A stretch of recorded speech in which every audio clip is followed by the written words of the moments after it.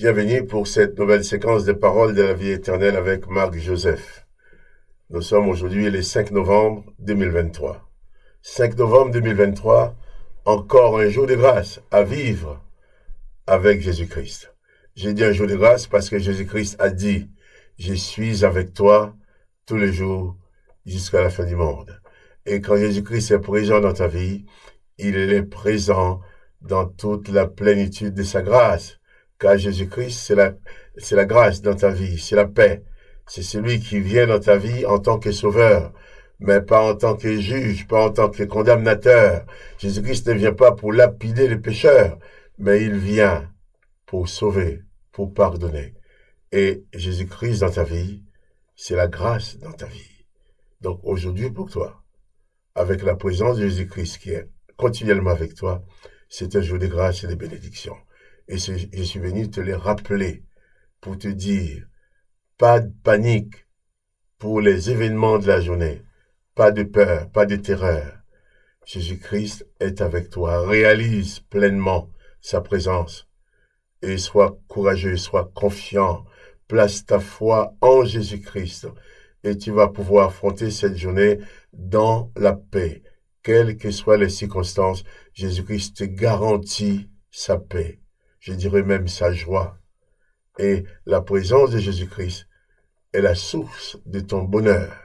Parce que si on attend que tout aille bien dans ce monde pour avoir le bonheur, pour être heureux, on serait toujours pleinement malheureux. Mais si on s'attache à Jésus-Christ, le bonheur que Jésus-Christ apporte dans nos cœurs, eh bien c'est ce bonheur qui va nous permettre de vaincre toutes les morosités de cette vie, tous ces événements qui sont là, quelquefois pour nous accabler. Mais Jésus-Christ te dit pour toi ce matin, je suis avec toi tous les jours jusqu'à la fin du monde. Et ça, personne ne peut l'empêcher parce que Jésus-Christ a décidé d'être avec toi. Et si toi, tu décides aussi d'être avec lui, alors avec Jésus-Christ, tu deviens inséparable. Personne ne peut te séparer de lui. Si toi, tu acceptes de t'attacher à lui, lui, il veut s'attacher à toi parce que son but est de te sauver. Son but est d'apporter la paix dans ton cœur, la paix dans ta vie. C'est d'apporter sa grâce. Jésus-Christ n'a rien à vendre. Jésus-Christ n'est pas un vendeur de prières, n'est pas un vendeur de miracles, n'est pas un vendeur de religion. Si quelqu'un vient vers toi te demander de l'argent pour prier pour toi, il faut chasser cette personne. C'est qu'il n'a pas l'esprit de Jésus-Christ en lui. Cette personne a peut-être en lui un esprit qui fait des miracles, qui guérit, mais ce n'est pas l'esprit de Jésus-Christ. Pourquoi? Parce que Jésus-Christ ne viendra jamais te demander de l'argent pour une prière de bénédiction. La présence de Jésus-Christ, c'est la grâce. Et dans la grâce, il n'y a aucune notion de mérite. Dans la grâce, il n'y a rien à payer. On reçoit gratuitement et on dit merci à Dieu le Père, à Dieu le Père. On dit merci à Dieu le Père pour ce qu'il nous donne, pour sa grâce. Mais nous n'avons rien à payer. La grâce de Jésus-Christ n'est pas un produit commercial. Ceux qui en font une commerce, Jésus-Christ les appelle des brigands et des voleurs. Mais ceux qui viennent au nom de Jésus-Christ va prier pour toi, va te bénir, va t'accompagner, il va te donner gratuitement, car Jésus a dit, vous avez reçu gratuitement, vous donnez gratuitement. Si quelqu'un te demande de payer, sache que tu as fait avec un faux esprit, mais qui n'est pas l'esprit de Jésus-Christ. Nous allons donc continuer la lecture de l'évangile de la grâce, pas l'évangile du commerce. L'évangile de la grâce qui est en Jésus-Christ. Dans l'évangile des Jean, toujours, chapitre 1er. Hier, nous avons parlé de Jean-Baptiste, qui avant la venue de Jésus, baptisait au Jourdain. Nous avons parlé que les gens, les pharisiens, les religions, ils ont envoyé des pharisiens vers lui pour lui poser la question, qui es-tu? Et Jean-Baptiste a dit, eh bien, je ne suis pas le Messie, je ne suis pas le Sauveur, je suis la voix qui crie dans le désert pour préparer les chemins du Sauveur. Jean-Baptiste n'a pas essayé de prendre la place de Jésus. Et Jean-Baptiste va dire ensuite à ces gens-là, en voyant venir Jésus à lui, il va leur dire, voici l'agneau de Dieu qui ôte les péchés du monde. Le peuple d'Israël savait bien ce qu'il fallait faire contre le péché. Quand il y avait péché, il fallait apporter un sacrifice à l'Éternel. Il fallait sacrifier une bête. Et si les sacrifices n'étaient pas agréés, même les souverains sacrificateurs étaient tombés raides morts dans les lieux très saints. Et qu'on avait qu'à tirer une corde pour lui sortir, car avant une année, personne d'autre n'avait le droit d'entrer dans ces lieux. Mais Jésus-Christ est venu. Jean-Baptiste va dire, voici l'agneau de Dieu qui ôte les péchés du monde. Pas qui couvre le péché, pas qui s'accommode avec le péché, mais qui ôte le péché, qui fait disparaître le péché de ta vie. Et je vais continuer ma lecture, toujours dans l'évangile des Jean, chapitre 1er. Cette fois-ci, hein, Jean rendit ce témoignage de Jésus, bien sûr. Jean dit, j'ai vu l'Esprit descendre du ciel comme une colombe et s'arrêter sur lui. Je ne le connaissais pas, mais celui qui m'a envoyé baptiser d'eau, celui-là m'a dit, celui sur qui tu verras l'Esprit descendre et s'arrêter, c'est celui qui baptise du Saint-Esprit. Et j'ai vu, et j'ai rendu témoignage qu'il est le Fils de Dieu. Voilà, Jean-Baptiste n'était pas, dit bien qu'il n'était pas le Christ, mais il était venu pour montrer le Christ. Hein? Jean-Baptiste rend témoignage de ce qu'il a vu, parce que Jean-Baptiste a baptisé Jésus. Lorsque Jésus est venu vers Jean-Baptiste, Jean-Baptiste va dire à Jésus, mais non, je ne peux pas te baptiser, toi. C'est moi qui ai besoin d'être baptisé par toi. Tu es plus grand que moi. Jésus va dire à Jean-Baptiste, mais laisse faire pour le moment, car nous devons accomplir ce qui est juste. Alors, Jean-Baptiste va accepter de baptiser Jésus, mais les textes nous disent que lorsque Jean-Baptiste a baptisé Jésus, non seulement Jean-Baptiste et le peuple qui était là, a vu le Saint-Esprit descendre sur Jésus sous la forme d'une colombe. Et de plus, tous les gens qui étaient présents ont entendu la voix du Père qui disait, « Celui-ci est mon Fils bien-aimé, en qui j'ai mis toute mon affection. » Les témoignages de Jésus-Christ, les témoignages que Jésus-Christ est le Fils de Dieu. Et Jean-Baptiste dit, eh ben, celui qui m'a envoyé baptisé m'a dit, celui sur qui tu verras l'Esprit descendre et s'arrêter, c'est celui qui baptise du Saint-Esprit. Et j'ai vu et j'ai rendu témoignage qu'il est le Fils de Dieu. Jean pouvait rendre témoignage que Jésus est le Fils de Dieu, puisqu'il a entendu la voix de Dieu qui, miraculeusement, s'est fait entendre en disant, « Celui-ci est mon Fils bien-aimé, en qui j'ai mis toute mon affection. » Et il a vu l'Esprit descendre sur Jésus. Et je profite de l'occasion pour dire quelque chose. Jésus-Christ lui-même a dit, nous avons lu ça il y a quelques semaines, dans la fin de l'évangile de Marc, quand Jésus dit, hein, allez par tout le monde prêcher la bonne nouvelle.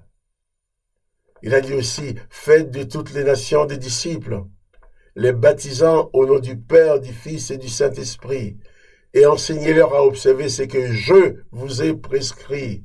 Jésus-Christ n'a pas demandé d'enseigner à observer toutes les prescriptions qui existaient, les prescriptions de Moïse, d'Élie ou d'autres, de Samuel.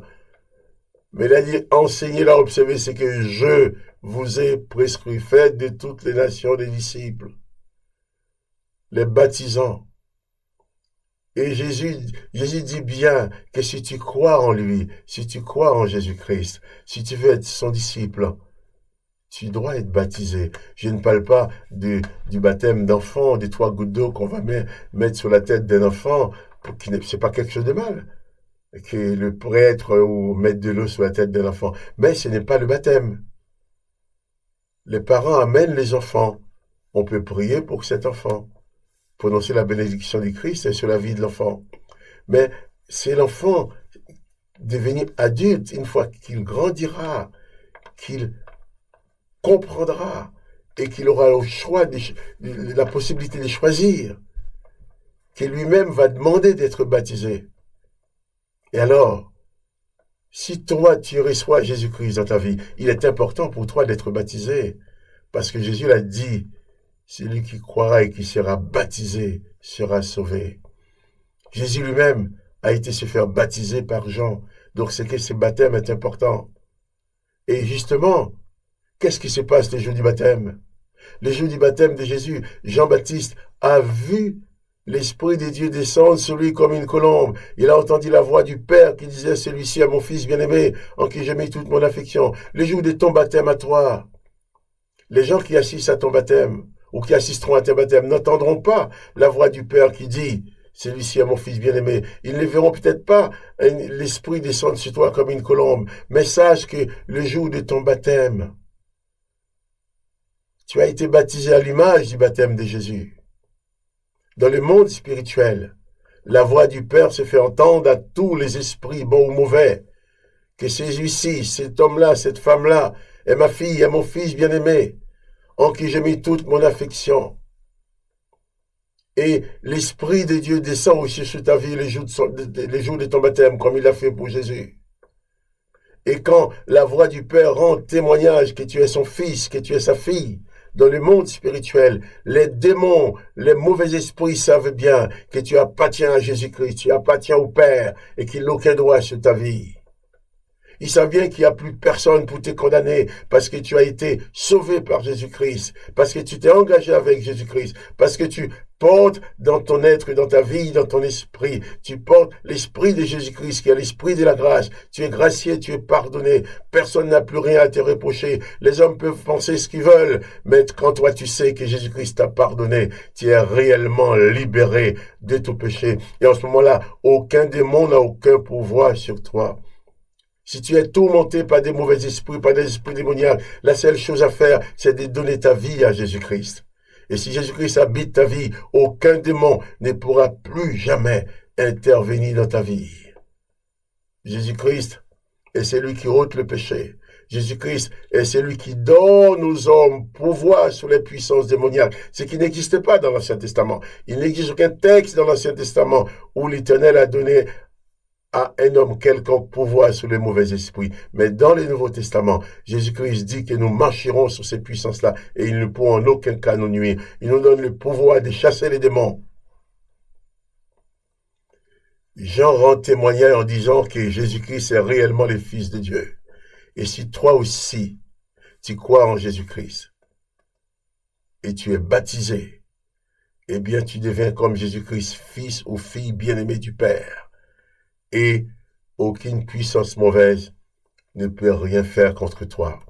C'est pour ça que je te dis, si tu as déjà donné ta vie à Jésus-Christ, rassure-toi, Jésus-Christ est avec toi tous les jours jusqu'à la fin du monde.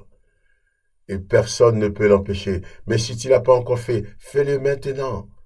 Maintenant, là où tu es, élève ta voix, demande à Jésus-Christ de venir dans ta vie. Et ensuite, il faut que tu sois baptisé. Il faut que tu reçoives le baptême. Et le jour de ton baptême, le Saint-Esprit du Christ, du Père va descendre sur toi et la voix du Père va crier, va dire dans le monde spirituel, attention, celui-ci, celle-ci est mon fils bien-aimé, est ma fille bien-aimée, est mon fils bien-aimé, en qui j'ai mis mon affection. Vous, les mauvais esprits, vous n'avez pas le droit de les toucher. Et si tu n'as pas encore été baptisé, prends contact avec moi. Je suis là pour t'aider à entrer dans cette dimension du baptême et recevoir cette puissance de Jésus-Christ et devenir un vrai disciple de Jésus-Christ. Que le nom de Jésus-Christ soit béni. Mais souviens-toi, n'oublie pas que Jésus-Christ est avec toi tous les jours jusqu'à la fin du monde. Et cela, personne ne peut l'empêcher. Donc, quelles que soient les circonstances, pas de panique. Place ta confiance en Jésus-Christ et vis ta journée dans la paix, dans la grâce.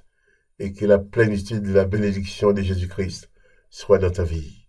Quant à moi, Marc Joseph, je te dis, eh bien, à demain pour une nouvelle séquence de paroles de la vie éternelle.